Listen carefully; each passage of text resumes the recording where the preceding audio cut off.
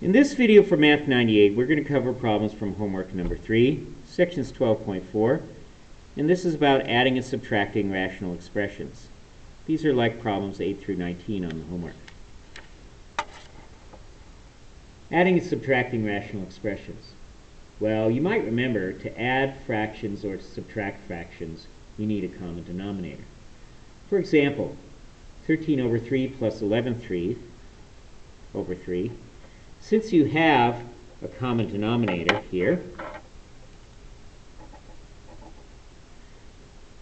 and this is 13 plus 11 over 3, or 24 over 3. 24 over 3, by the way, can reduce to 8. Same thing with the subtraction. If I have a common denominator, I'm just going to do 13 minus 11 over 3. 13 minus 11 is 2 over 3, and there's my answer. Now this is very similar with rational expressions. If I have a common denominator, I'm just going to add the numerators, put that over the common denominator. Here the common denominator is 4, and I have 3 plus x. Nothing I can do there. Those are terms, not factors. Here I have a common denominator of 3x. I'm going to have 4 minus 7. 4 minus 7 I can simplify to be negative 3. And here I have negative 3 and 3 times x. So 3 is a factor of both of those. 3 goes into 3 once, goes into negative 3, negative 1 times. So that's negative 1 over x. The only time when it gets tricky is when, if you have a common denominator, here my common denominator is x minus 1, is when I'm subtracting more than one number. Here I was just subtracting one term, or one number. Here I'm subtracting both. So I want to go 2 minus the quantity x plus 1. Why do I need parentheses here? If I didn't have parentheses there, it would look like I was just subtracting the x, not the x and the 1. So I can simplify this a little further by saying 2 minus x minus 1 over x minus 1. And that's going to give me 2 minus 1, which is 1 minus x over x minus 1. 1 minus x over x minus 1, you probably remember, is equal to negative 1. It's that form that we've been talking about the last few days. But what if I don't have the same denominator? That's where life gets a little bit more complicated. Here's an example. 5/6 minus 4/15. Well, you might remember the technique was to find what's called the least common denominator. Now, I'd like to take a minute and go through how to do this in detail, because we're going to apply this to algebraic problems. So here's what your mind did. You looked at 6 and 15 and you said, hey, what's the smallest number that both 6 and 15 divide? Well, 6 is 2 times 3, and 15 is 5 times 3. So I know that number that both 6 and 15 divide has to contain a 2 and a 3 to be divisible by 6, and a 5 and a 3 to be divisible by 15. So 30, 2 times 5 times 3, is my smallest number that both 6 and 15 divide. Notice I at least mentally factored these and used that factorization to help me find that least common denominator. Then the next step was to change these fractions I have into one's equivalent fractions with the lowest common denominator as the denominator. So for example, I want 5/6 to be changed to a fraction with a denominator of 30. I would ask myself the question, 6 times what equals 30? The answer is 5. And if I multiply by 5 on the bottom, I have to multiply by 5 on the top. That would give me 25 over 30. Notice 25 over 30 and 5/6 are the same fraction. This one, however, has 30 as its denominator. What about 4/15? Well, 4/15, I want a denominator of 30. I'm going to multiply the top and the bottom by 2, and I get 8 over 30. So I found that least common denominator. I changed each fraction into equivalent fractions with the least common denominator as the denominator. And finally, I replaced these in the original problem and solved. So instead of having 5/6 minus 4/15, I replace 5/6 with the equivalent fraction, 25/30, and I replace 4/15 with the equivalent fraction, 8/30. And then I do my, oh look, this has a common denominator, so 25 minus 8 over 30. 25 minus 8 is 17. And 17 over 30 can't be reduced, but I might reduce if necessary. Now let's write those problem steps down. So, in summary, I factored each denominator, and I used that to find the lowest common denominator. Then I converted each fraction to a fraction with the lowest common denominator as the denominator.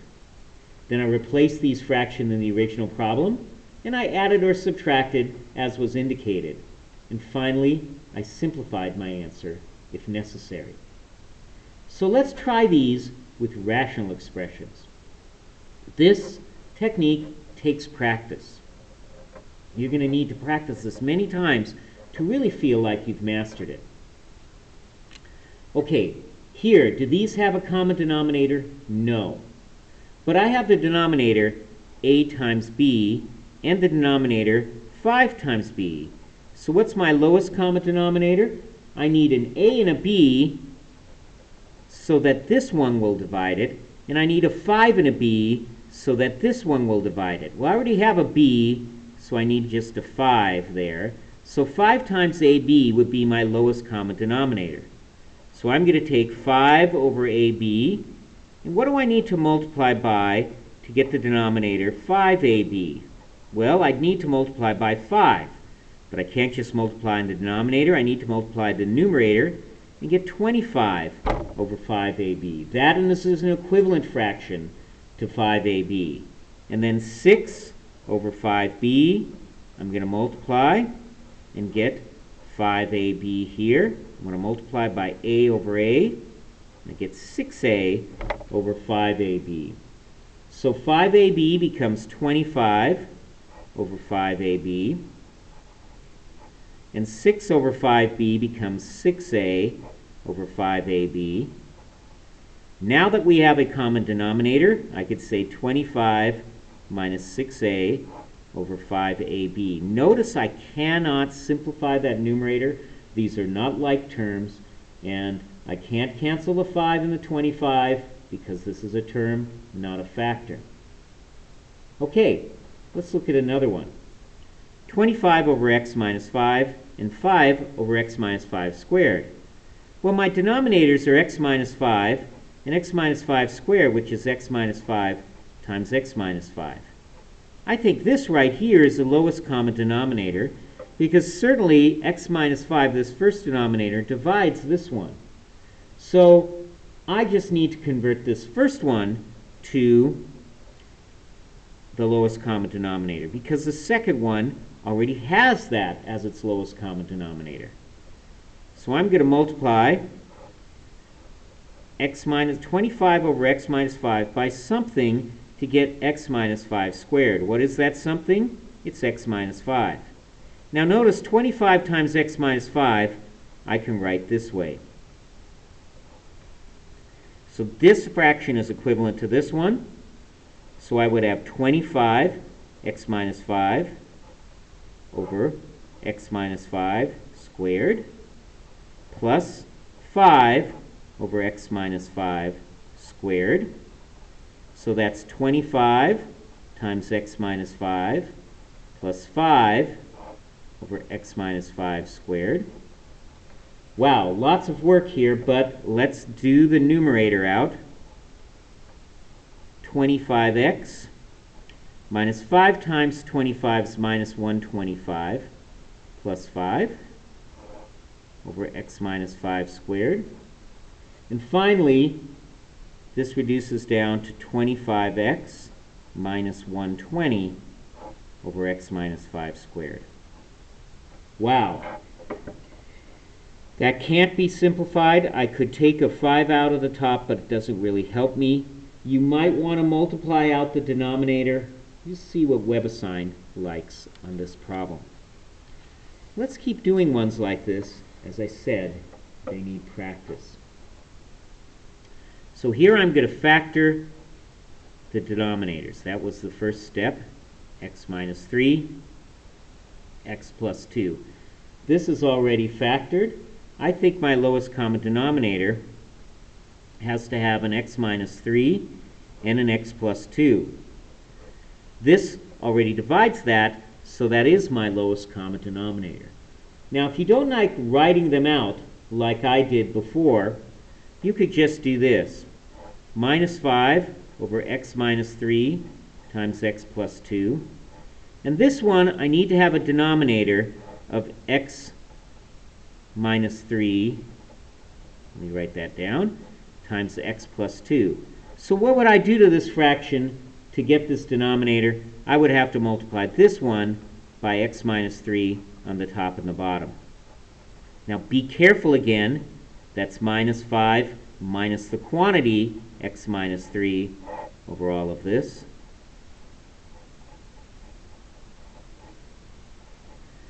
And that's going to be minus 5 minus x plus 3 over x minus 3 times x plus 2. Okay, let's look at that. That's going to be minus 5 plus 3. So that's going to give me what? Negative 2 minus x over x minus 3 times x plus 2. Now it looks like you're done, but there is actually a step. You can take a minus 1 out of the top, and that will leave you with 2 plus x. And this is x minus 3, x plus 2. And notice 2 plus x and x plus 2 are identical. So your final answer is minus 1 over x minus 3. Again, wow, lots of work. Let's try a few more. This one, factor the denominators, x times x minus 1. Factor this. So I've got 5, that's going to be x minus 5, x minus 1. Okay. Now my lowest common denominator, I need an x and an x minus 1. And here I've already got an x minus 1, so I need an x minus 5. So I'd have to take this first fraction, this 6 over x times x minus 1. I'm going to have to multiply the top and the bottom by x minus 5.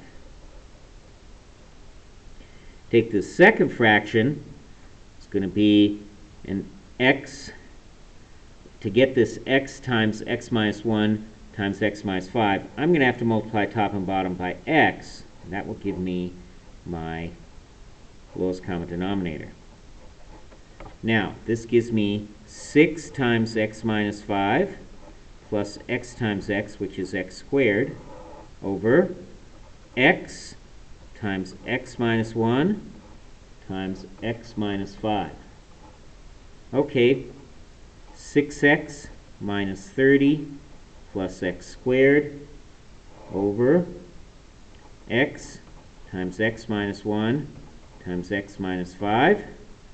All right, what do I have here? I have x squared plus 6x minus 30. And here I have x, x minus 1, and x minus 5. Now give yourself a moment to think if this can be factored to do this. What are factors of 30 that add up to 6? Let's see if we can think of anything. Well, 30 and 1, 15 and 2, 10 and 3, none of those seem to work. How about 5 and 6? None of these seem to work, so I think we're done. Here's one last example before we do some applications I'd like you to try, and then maybe turn on the video when you're ready. Okay, I'm going to factor the denominators, x minus 3, x minus 3. And this one is x times x minus 3. So my lowest common denominator, I need both x minus 3's here. Okay, and I need an x.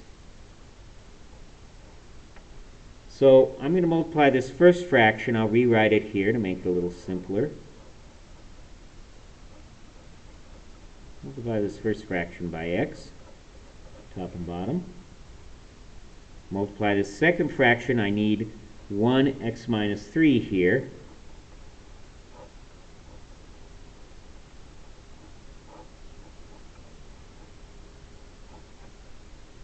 There I get x squared over x times x minus 3 times x minus 3. This one, I get 4 times x minus 3 over x times x minus 3 times x minus 3. So that gives me x squared plus 4x minus 12 over x times x minus 3 times x minus 3. Again, let's just be real careful here to see if we could find any factors that I could reduce this with. It turns out you can factor this top. You could do x plus 6 and x minus 2, but that doesn't really help me because it won't help me reduce this fraction. So you could leave it like this or multiply out the denominator. Again, just see what WebAssign likes. Let's do some applications. Here's a problem from WebAssign. Combine the fractions on the right side to obtain a single fraction. Well, this is a formula about capacitors, and the right-hand side here, we'd like to combine these. My lowest common denominator is C1 times C2. So what do I need to do to this first fraction in order to get that to work? This first fraction, I need to multiply the top by C2 and the bottom by C2. And the second fraction, I need to multiply the top by C1. So I would get C2 plus C1 over C1 times C2. Here's another problem. Find the slope of the lines connecting the points and simplify. You might remember that slope has this formula. So let's just do this. Here's my first point, x1, y1, x2, y2. So here's y2 minus y1. That's a negative a. And here's x2 minus x1. That's a negative b over 5. Well, let's deal with this minus a here. That's a over 5 plus a over b plus b over 5. Now, this is a complex fraction. But unlike yesterday, there's more than, the denominator isn't over the entire numerator and the over denominator. So I'm going to show you a different technique to deal with simplifying this complex fraction. I'm going to multiply the top and the bottom by the lowest common denominator of all the fractions in the numerator and denominator. Well, the only fraction in the numerator and denominator is 5. Multiplying the top and bottom of this big fraction is like multiplying 1. That gives you a over 5 times 5 plus a times 5. And this one gives you b times 5 plus b over 5 times 5. Well, here the 5's will divide out, and here the 5's will divide out. And your final answer is a plus 5a over 5b plus b. Well, you can simplify that. A plus 5a is 6a, and 5b plus b is 6b, so your answer is finally a over b. So that's kind of an interesting little problem right there to see how that works. One last example. I'm going to do another example of a complex fraction like that one. Here we have a complex fraction because we have a fraction in the numerator and a fraction in the denominator. But this case, the denominators and the fraction in the numerator are not the same. So I'm going to multiply the top and the bottom by a number that will both 5 and 7 go into. That number is 35. So this is a little different technique than was used yesterday with complex fractions. Now distribute that 35 in. That gives you 35x plus 35 times x over 5. And the denominator, 35 times 5 minus 35 times x over 7. Here, I can say 5 goes into 35 7 times, 7 goes into 35 5 times. So 35x plus 7x on the top. And 35 times 5, what would 35 times 5 be? That's 175. And that's 5x there. Well, I certainly can do 35 plus 7x. That's going to be 42x. And 175 minus 5x. And that's as far as you can go. Remember, I cannot cancel these x's. I don't see any common factors there. So I hope you found this video useful.